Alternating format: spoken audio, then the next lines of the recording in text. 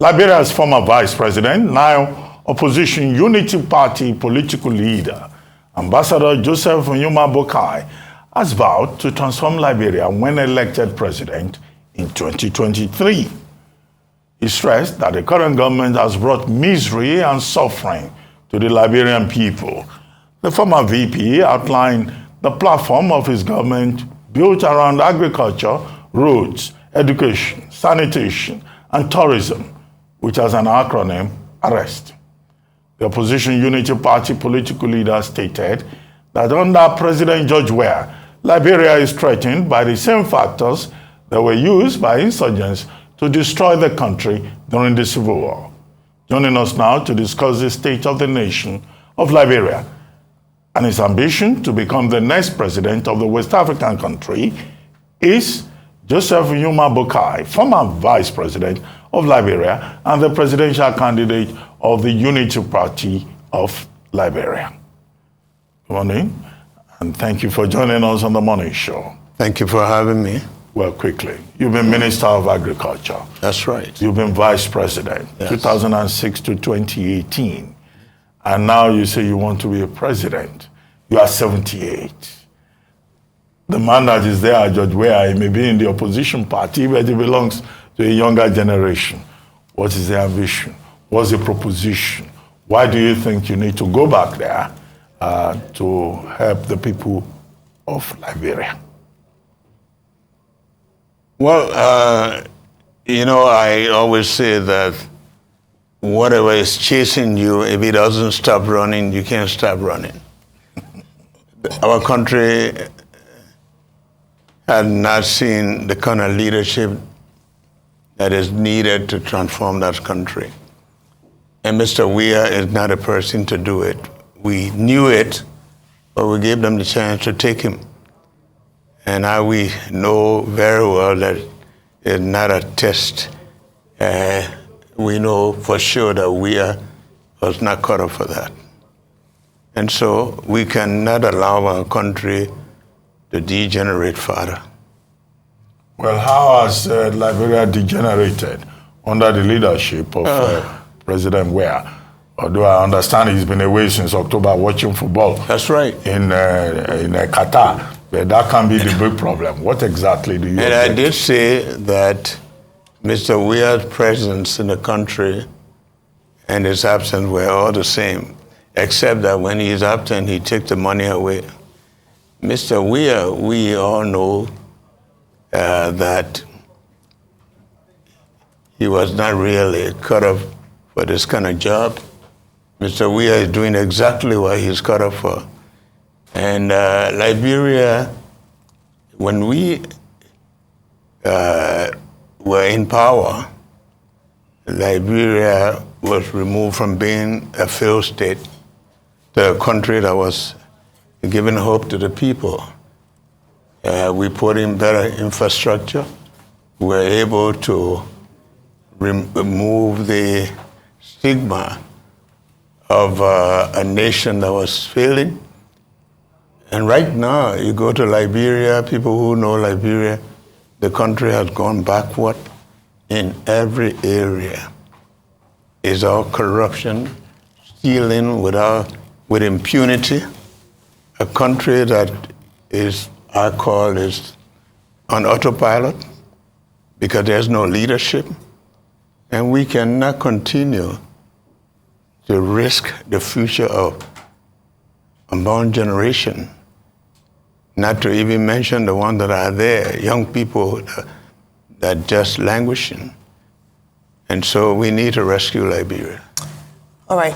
We hear you that we need, or you need to rescue Liberia. What's your plan? I know we talked about the ARREST, AREST. So can you detail how you hope to rescue Liberia? I came with ARREST, and I didn't put 2 arrows because we didn't want to frighten anybody. ARREST, AREST. The immediate plan is to start with what most of the people know in the area I have been in, that is agriculture. Because in agriculture, 70 to 80% of our people, where we were able to, to raise their lives, produce marketing, where I came from. People were able to send their children to school. But we believe that agriculture will not do well if you don't have good roads. So we go to the R and we talk about roads. I think Mr. Weah misunderstood me when I said road number 1, road number 2, road number 3. I was not talking about this community roads and just for the sake of putting something maybe and making money. I'm talking about roads that are very strategic to development. Roads, farm to market roads that help to reduce prices because of the possibility of people moving with commodities and keeping prices low. Roads that are able for medical facilities and even for education. Then I went to E, arrest, education. The number of children that we had in school had dropped drastically. Firstly, because of the lack of good teachers, access to good schools, children sitting on the floor, and there's nobody that even has the feeling that life is beyond them. Then you go to the S, sanitation. We are in developing country. We are not advanced in curative medicine. But if you keep the communities clean, if you take sanitation and keep the people in the rural community, you give them clean environment, and even in the urban area, if you go to Monrovia today, everywhere is garbage, everywhere.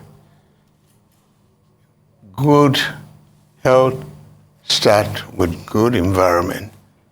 So then you talk about LRT tourism. Liberia has the possibility for tourism. And that tourism combined with the hospitality industry will create some jobs for the young people immediately. They'll be able to give opportunity to the rural community in the cottage industry. They'll be able to give the young people a job in the management of hotels and things that will give them the confidence that there is a future for them. All right, so I would like to delve into the politics of Liberia, going back to the post-war politics of Liberia and how things are pretty much run. And a lot of people are also saying that you are part of the old guard. And why are you trying to run in a country that is largely dominated by young people? You served in Samuel Doe's government. And President Ellen Johnson Sirleaf couldn't openly endorse you while the elections went on and on, because it was stated that she come out to say that I'm not supporting any of the two candidates when he went to runoff before the incumbent president, George Weah, got in. So a lot of people are saying you're part of the old guard, and what is this vendetta? That things are not probably as you say they are, but they also agree to the fact that yes, there's been massive corruption and all of that. But what new are you going to bring to Liberia? Because you are part of the old guard. You've been in and out of the circle of power since '83, since the Doe time. Yes, but I also have a record that goes with me. I served, and once I was asked that why can you do as president that you couldn't do as vice president, and I said, if you want to see a race car, you put it on the racetrack, not in the garage. As vice president, the Constitution is well unclosed to say the vice president presides over the Senate without a vote, except there's a tie. A vice president assists the president to assist the president is a matter of choice, whether the president wants to be assisted or not. And my records show that I assisted the president very well. The fact that she went the way she went, well, she knows it better than I. But I belong to Liberia, that's my country, and I have a right constitutionally to run for president because I still believe that there are a lot I can offer that country that I have not been given the chance to do. And that's my right constitutionally. Okay, sir, let me ask you this. Do you have the support of Madam Ellen Johnson Sirleaf? We have all of that issue when a road was commissioned, and the road you had superintended over it on the way to Lofa County, which is where you come from, okay? And she said, well, that just happened. She didn't know that the two senators would be there, and she was not endorsing anybody. But this time around, you are leading the opposition party. Do you have her support? What is your relationship with her? And second, sorry to interrupt you. And the second point I wanted to raise is that you've accused President George Weah of profligacy, of corruption, how the census and population preparation process, has been abused, how, money, has been mismanaged, how he has abandoned the country. Is he back, by the way? The last time I saw him, he was still watching football in Doha. So are you going to conduct a probe? Are you saying that if you win the election in 2023, you will, although your campaign slogan is AREST, are you going to add the other R and arrest people? That's a good question. The Liberian people have lived a long time with impunity. The Liberian people have suffered a lot, and they have a decision to make. The Liberian people would like to see justice. They like to see ill-gotten wealth restored, or people who got rich overnight to account. I don't think it's a bad thing for you to say, this is what I did and this is what I got out of what I have done. We continue to see a country that is without good roads, children without hope for education, and people are getting rich overnight. I don't think it's a bad thing to ask them to say, how much did you earn within the period, and how were you able to get what you have? I think that's what the Liberians would like to see, and that's what I would like to do. Absolutely. But sir, I wanted you to talk about Madam Ellen Johnson Sirleaf. Madam Ellen Johnson Sirleaf is not my problem. Madam Ellen Johnson Sirleaf and I worked. There's not a time we had any dispute. The decision she made is her decision. She knows why she did it. I'm not going to go into that. Let's talk about your economic policy for Liberia. Under President George Weah, we've seen food prices rise and people unable to afford staple food in the country, and inflation rates have gone up. What are your plans to improve the lot of Liberians and to ensure that food prices come down so that the average Liberian can afford to eat and feed their family? Well, I don't know where you come from with the information that food prices are affordable, because when Mr. Weah took power, we were told that rice price was going to come down to $500 a bag. $500 a bag, Liberian dollars, you compute at a rate of 150. Today, rice, they just announced, is over 17 US dollars a bag. And you tell me, for people, most of whom are earning less than $100, I don't know how they can afford that, send their children to school and go. So it is not true that food prices has come down. Life is very difficult in Liberia. I live there. That's what I asked. I said that food prices have gone up. Oh, and people okay. have complained. I'm sorry. What are your plans to make None of my plans are that. in fact, is to start with what the Liberian people, touching the lives of the small people in agriculture. If 70 to 80% of the people depend on agriculture, I want to start with that, where I worked before, and I know that it was possible that at a time we were importing only about 30% of our staple food. And the potential is there. The soil is there. The farmers are there. All the cooperatives that we had that were working, none of them are functioning. Liberians, even the cocoa and coffee we used to export, there's no market for it. I have gone in the rural community and I've met Liberians. If you want to export your cocoa and coffee, you have to take it to Guinea, because all the marketing channels that were set up, nobody has paid attention to them. We have to start giving the people hope from where they believe and what they know. And I know we are able and we have the potential to at least produce food to feed a country in a reasonable way. As we start to wrap up, one thing quickly, and it was a good thing you talked about rice, because we remember the famous Tolbert rice riots in the 70s and how it impacted in Liberia. But one thing real quickly, we saw the effect of Ebola, how it ravaged the healthcare sector in Liberia, and also COVID. The healthcare sector in Liberia is at an all-time low.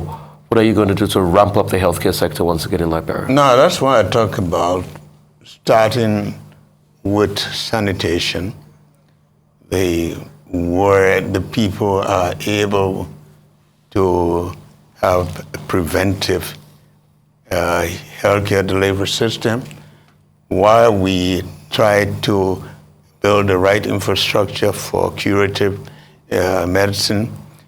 The healthcare sector is deplorable because of the same sanitation, the lack of good drinking water. You go to Monrovia, most often the hospitals say typhoid. It starts with water, quality of water. I had said that I want to make sure that we keep not just the rural, but urban communities clean, the schools and all of these places of public use, keep them very much sanitary, and give the people some feeling that they can live in a clean environment. The healthcare sector, the DILTIF, it is not that it is not on paper, it is there. It's the matter of affordability, it's a matter of even those that are giving healthcare services, they are not given the right incentives, and most of the people will prefer leaving the country, those who can afford. And we cannot afford that because most of the people cannot afford to leave. Well, we have just about 2 minutes. There's a question I wanted to ask you. All right. Many years back, I reviewed a book written on Liberia. And I know that in Liberia, there's an establishment, a very powerful establishment. I don't want to go into the details on TV. Where do you stand in relation to that establishment? And is it true, as alleged by your critics, that you are running a tribal ticket? Tribal, ethnic. Oh, no. And you keep complaining about the Congo people. If there's anybody I complain about the actions of people, the neglect of people, not about, I'm one of those persons who I can say I'm well integrated. I went to institutions that we mixed up well. The idea is I do not talk about people, I talk about actions of people. And I think there's a lot that is wrong in our society with respect to people rather than talking about people themselves. And I am well connected in Liberia. With the establishment? Everywhere. You know what the establishment I is, know, but again, I'm sure you do. Thank you very much for joining us, sir. Thanks again. Thank you very much for coming to the conversation.